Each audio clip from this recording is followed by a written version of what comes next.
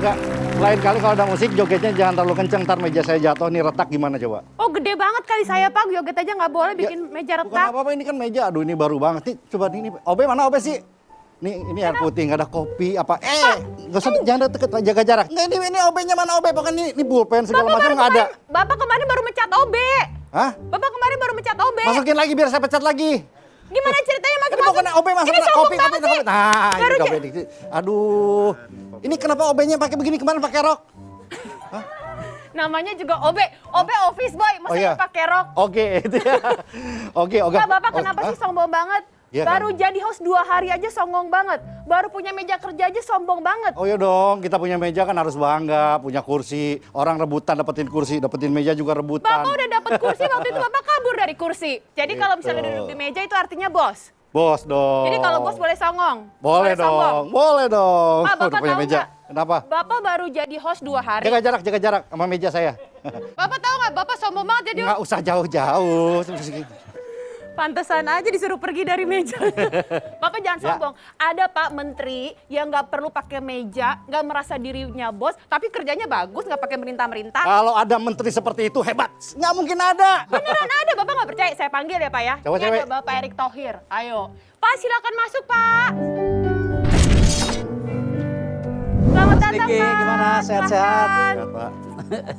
Ayo. Assalamualaikum, Pak. Salam. Ngapain? Hah? Emang Pak, apa? ini sombong banget Pak. Baru punya meja aja merintah-merintah Pak. Obi Nggak, Pak. dipanggil-panggil, dipecatin Pak. Enggak, Pak. Sombong banget Pak. Itu cuma disuruh, Pak, acting tuh, Pak.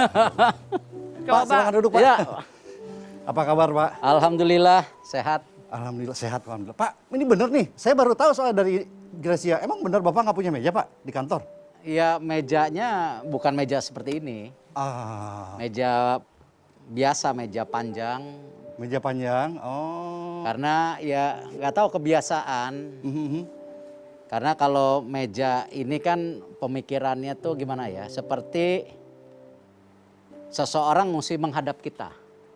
Berarti secara pembicaraan udah Beda. ada atas dan bawah. Tapi kalau di meja besar seperti meja rapat atau meja panjang seperti itu, kita lebih sangat terbuka karena kita semua sejajar.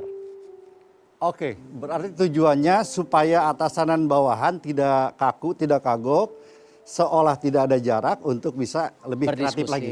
ya. Ya, luar biasa. Betul, Dan betul. itu Pak, nggak ada meja seperti ini, dalam arti meja bos dan segala macam, itu di semua pekerjaan Bapak berarti? Ya karena filosofinya tadi, saya percaya kita bisa sukses itu karena kerjasama. Tetapi tentu sebagai pimpinan ya kita mesti punya leadership dan arahan yang jelas. Dan filosofi meja itu penting karena saya rasa sampai sekarang itu yang sangat terasa. Betul, betul. Ya, karena kita sama mejanya, tidak ada kursi khusus, tidak ada kursi apa ya, lebih suasananya lebih enak lah. Betul, betul. Gitu. Bicara soal pemimpin, Bapak segalak apa Pak sebagai pemimpin? Saya galak kalau hasilnya tidak kelihatan. Cuman kalau kesehari-harian saya rasa saya jarang marah. Jarang Ya marah. sangat akomodatif. Cuman kalau ada kerjaan yang nggak selesai, biasanya saya ya Marahnya Bapak kayak apa sih, Pak? Penasaran saya nggak marah. Nah, kalau saya kan gitu marah kalau lagi emosi banget. Gitu ya kayak begini, ya Pak. saya rasa ada marahnya saya ada tahapan. Biasanya tentu ketika kita kasih kesempatan sekali tidak bisa, 2 kali tidak bisa, ya kita sebagai pimpinan ya mungkin marahnya salah satunya ya harus mengganti orang tersebut, ya kan? Tegas berarti Pak ya, bukan Ya, galak ya, tegas. bukan. Kebayangnya itu adalah pada saat bersih-bersih nih Pak. Itu kan ada, saya baca di media Pak Erick sedang bersih-bersih. Saya sempat karena bacanya selewat tuh bersih-bersih gimana nih Pak? Yang ngepel, nyapu. Ya bersih-bersih begini, bahwa tentu transformasi BUMN kalau mau sukses itu kan mesti ada dasarnya. Siap. Dasarnya yaitu transparansi. Hmm, Semua itu kalau terbuka, transparan pasti lebih enak. betul, betul. Lalu akuntabilitas, semua ada hitungannya. Hmm, Yang terakhir profesionalisme. Profesionalisme. Nah kalau ini kita dasari dengan 3 hal ini, ya bersih-bersih yang kita lakukan ada fondasinya. Ada fondasinya. Bukan karena bersih-bersih suka dan tidak suka. Betul. Saya rasa tidak bisa lah kita pemimpin melihat oh ini dekat sama kita, ini yang diberi kesempatan. Nah karena itu kita juga punya KPI yang jelas. Yaitu kita apa sih? Kita tegaskan kepada tim yang ada di UMN, mana fokus bisnisnya. Nah di fokus bisnis itu kita bisa punya tolak ukur.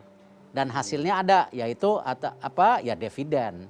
Dividen buat siapa? Buat negara, di mana hasil dividennya bisa dipakai buat kepentingan masyarakat itu sendiri gitu.